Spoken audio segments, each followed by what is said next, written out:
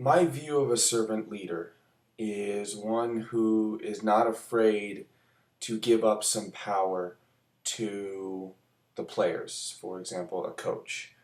Um, I view servant leadership necessary to be an effective leader, and the only way you could possibly lead for any effective amount of time, especially when bad things happen, things don't go your way.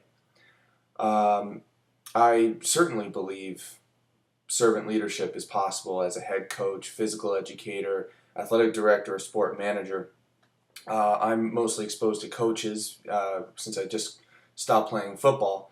Um, it's entirely possible. I know, particularly with my experience in high school, my coach would go out of his way whenever he could to help us with anything. It was getting into college, looking at colleges, which colleges to consider. He would make phone calls for us, work any way possible so that he could get us the best opportunities he could.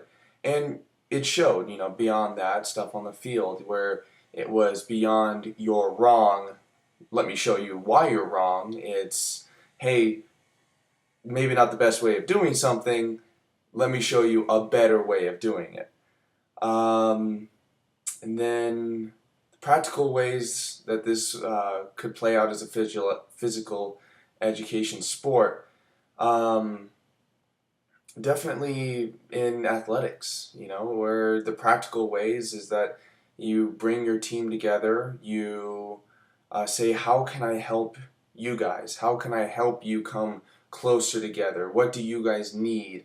Rather than the team doing all the giving up their time, their effort, their precious resources, you give up what you can, and without compromising too much, where you're then being taken advantage of. And I think that is a challenge of a servant leader, is to not be taken advantage of, because I feel like it would be very easy for people just beginning and trying being a servant leader at first. And I think another challenge would be staying with it if you are taken advantage of.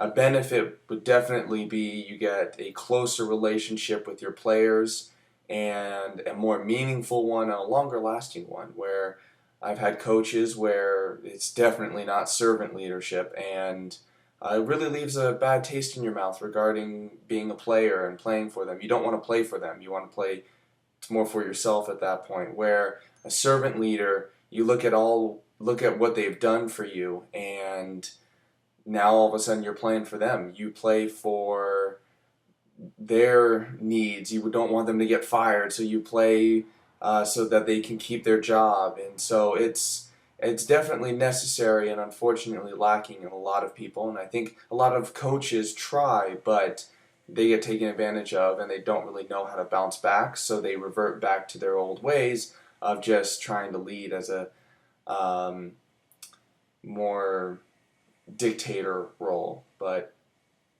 I think it's definitely necessary to develop servant leadership and have a respect with the team, not just demand it.